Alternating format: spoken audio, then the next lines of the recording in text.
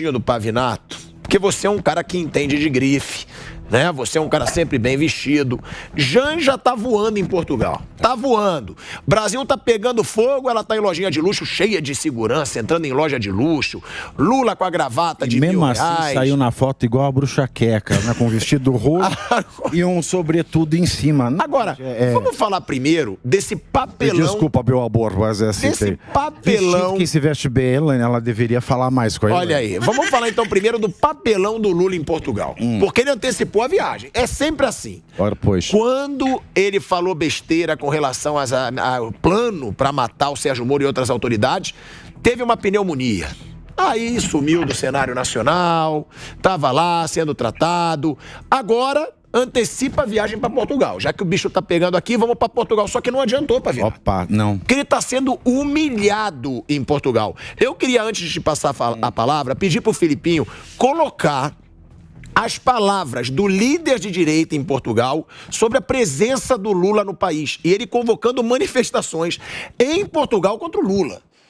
Me desculpa, para quem diz que o Lula tá voando nas relações internacionais, vamos colocar aí, Filipinho, e quando voltar o Pavinato vai dar opinião sobre essa presença do Lula em Portugal que tá virando chacota. Pode rodar aí, Filipinho. Solta gajo. Que simboliza Luís Inácio Lula da Silva e o impacto que teve em Portugal, na destruição da credibilidade das instituições portuguesas, na mancha de corrupção que envolveu os governos de José Sócrates e outros e que ainda hoje estamos a pagar essa fatura. A corrupção, esta corrupção endémica, não pode ter via verde no Parlamento. Já nos basta a que temos em Portugal. Não podemos importá-la, aceitá-la, homenageá-la quando vem de fora, como se fosse alguma coisa boa, alguma coisa positiva. A guerra na Ucrânia, a proximidade de Lula com os ditadores sul-americanos, com o comunismo, a incapacidade de condenar de forma clara a invasão russa da Ucrânia, o ataque aos valores europeus. Tudo isto que Lula representa tem que ter uma resposta, aqui, no dia 25, no Parlamento. Peço-vos a todos que venham, façam um esforço para estar cá nesse dia de manhã. Vamos organizar a maior manifestação de sempre contra um dirigente estrangeiro em Portugal. Temos que fazer esse esforço e esse sacrifício. A vida não está fácil, para ninguém, mas a nossa voz não pode ser abafada e não pode ser calada. Desafio-vos a todos, a estarem aqui à frente do Parlamento, com muita força, no dia 25 de Abril. Eu estarei ali também, ao vosso lado, e juntos vamos gritar que corrupção não queremos mais em Portugal e não precisamos de a importar. Temos de fazer esta manifestação com força, com audácia e que seja ouvida no mundo inteiro. Temos que respeitar a lei e a ordem. Temos que dar o exemplo de que nos sabemos comportar, mesmo quando a nossa voz se ergue e quando queremos ser fortes e firmes na condenação. Olha aí, ô Pavinato, ele convocando uma manifestação em massa de portugueses. Eu não entendi. Não entendi nada. De portugueses. A sorte dele é que o Lula não entendeu. O Lula agora não entende português. Não. Ele finge não entender pergunta em português.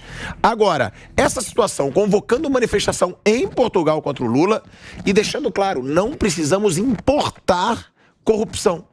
O Brasil está virando piada internacional também? Olha, essa de Queiroz, ele tem uns escritos que chama Cartas Parisienses. Ele falava assim, Lisboa é tão corrupta porque ela é uma filial de Roma. E nós somos a filial da filial. Né? Então ninguém precisa importar nada, cada um tem as suas mazelas. Só que é o seguinte, Portugal ele fica na Europa e a Europa se submete muito mais à Corte Europeia de Direitos Humanos do que o Brasil, que não se submete a nada, não se submete nem à própria Constituição.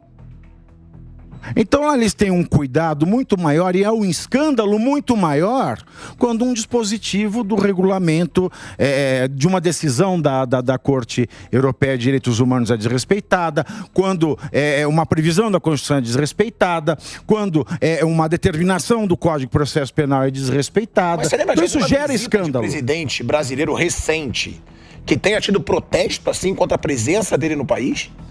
Não, só aquelas protestos de ambientalistas a gente sempre vê, reunião do G20, do G7, a gente tem essas manifestações populares de ONGs, de militâncias, isso sempre acontece, Agora, o peso, uma seriedade, o tratamento do presidente, como se ele fosse um acontecimento nefasto, depois de ter sido celebrado pela mídia internacional como salvador da democracia brasileira, coisa que ele não é. Isso é algo que se tornou possível depois das declarações desastrosas que ele deu, falando que a culpa da guerra também é da Ucrânia, como quem diz que a culpa da mulher abusada sexualmente é dela porque usava minissaia. E a minissaia, no caso, é a Crimeia. E que a mulher só saiu com um hematoma porque ela reagiu. Então, se a Ucrânia não reagisse, não teria guerra. Então, esta frase do Lula, e colocando a União Europeia toda, da qual Portugal faz parte... Os ucranianos se manifestaram. E razão pela qual Portugal conseguiu se reerguer de uma das piores crises da sua história moderna foi estar inserida na União Europeia. E ele vem e acusa a União Europeia e toma a frente contra a União Europeia e põe o dedo na cara da União Europeia, de todos os países, inclusive de Portugal, para ficar do lado de dois regimes ditatoriais, ou seja, China e Rússia. Por quê? O Brasil precisa fazer negócio, me disse o ex-embaixador Rubens Barbosa. Precisa, é claro. Eu reconheço. Nós precisamos do sustento. Então, dinheiro na mão, calcinha no chão. Mas o beijo na boca é opcional. E o Lula deu um beijo na boca das ditaduras e apontou o dedo na cara da Europa. E outra coisa, não era de se esperar do que ele ser enxovalhado assim. Não só por político, que a gente viu aí o vídeo de um político de direita. Mas ele maltratou uma jornalista mulher de esquerda se fazendo de desentendido. Mas como no Brasil a camiseta vermelha é o habeas corpus para estupro, para assédio, para invasão de terra, para depredação, para tudo. Aqui isso tudo é normal, mas lá não é. Porque eles levam as liberdades a sério. Pavinato, nós estamos diante de uma das mais importantes e impactantes escolhas que um presidente fez na história do nosso país. Lula escolheu sair da história da neutralidade. Ele optou por um lado, ele optou por estar do lado da China e da Rússia. É claro, como o Pavinato colocou aqui, China é extremamente relevante, o principal parceiro comercial do país, no meu entender, já é o grande líder global e vai se estender assim com o seu projeto de poder, eu acredito que nesse século, pelo menos. E Lula escolheu estar do lado deles. A gente não pode negar isso. E aí, quando ele vai para a Europa, ele tá numa baita de uma saia justas. Eu não sei nem como ele não cancelou essa viagem. Porque a partir do momento que ele escolhe estar daquele lado, como que ficam os acordos comerciais que ele tá praticamente abrindo mão com o Mercosul, com a Europa e com os Estados Unidos. E aí, estão falando que Lula está querendo concluir o acordo Mercosul-União Europeia. Agora vocês têm que lembrar o que é esse acordo também, pessoal, porque não tem bonzinho nessa história. É tudo briga comercial.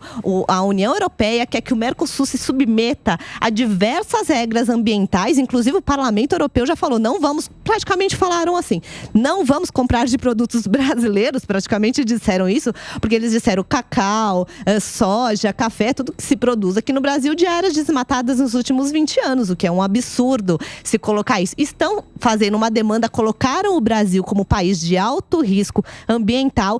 Isso é populismo papel verde. E celulose. Exatamente. Ele fala tanto de meio ambiente, que o Bolsonaro terrível, desmatador, que o Salles com um fósforo só conseguiu queimar a floresta amazônica inteira. E agora, hein? Mas agora a gente está no terceiro mês de queimada recorde, e ele foi falar que concorda com tudo, que é irmão da China, que é o maior poluidor do mundo ao lado dos Estados Unidos. Não, e ele diz também, Elaine, que eu vi que você quer falar, depois eu vou passar pro Bissoli, ele fala o seguinte na entrevista, ele diz, não estou preocupado com os Estados Unidos, eu estou preocupado com a soberania do Brasil. Ele falou isso quando ele foi perguntado, os Estados Unidos podem não ver isso de uma boa forma, porque ele falou que os Estados Unidos que os Estados Unidos se tornou ali nessa situação o único país que apoiava a guerra. Teve isso aí. E eu vou te contar uma coisa. Isso. Ele não só diz que a culpa não é só da Rússia, que é também da Ucrânia, mas ele diz, com relação aos Estados Unidos, o único país que apoia a guerra, que é a favor da guerra. Ou seja, ele pode sim estar indo para o lado da China,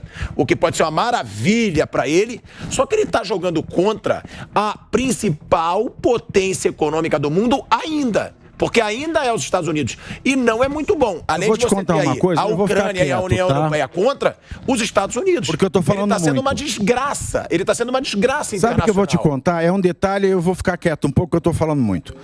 Ele colocou a Dilma no banco dos BRICS. O que é BRICS? Brasil, Rússia, Índia, China e África do Sul, tá? Quem tem mais dinheiro nesse banco? Os países mais ricos desse banco, que é China e Rússia. Óbvio! O banco era bem administrado por um banqueiro indiano no começo. Ótimo. Depois foi o Troirro, que é espetáculo, excepcional. Tanto é que os títulos do Banco de Desenvolvimento do BRICS são os títulos mais valiosos no mundo. Aí, do nada, Marcos Troirro, que tinha mais 2 anos à frente do banco, pede para sair. Teve que ceder. Pede para sair. E eles colocam a Dilma Rousseff. Eu falo, Xi Jinping é burro? O Putin é burro? Não, não são. Então, ou o Lula enlouqueceu com essas falas, ou ele está pagando um preço por colocar a Dilma no banco da China e da Rússia. Um banco que pode promover obras de infraestrutura. Quem é que faz obra de infraestrutura? Odebrecht, Camargo Correia. Você tem aquele OAS, que não estão fazendo negócio no Brasil, mas vão poder fazer na Venezuela, em Cuba. Por quê? Porque o Banco de Desenvolvimento, ele faz obras de infraestrutura nos países que ele julga emergente. E para onde o Lavrov, que é o embaixador da Rússia, foi depois do Brasil para Venezuela e para Cuba e elogiou de quebra a Nicarágua. Como é que ele quer ser recebido num país que é o berço dos direitos humanos? Elaine,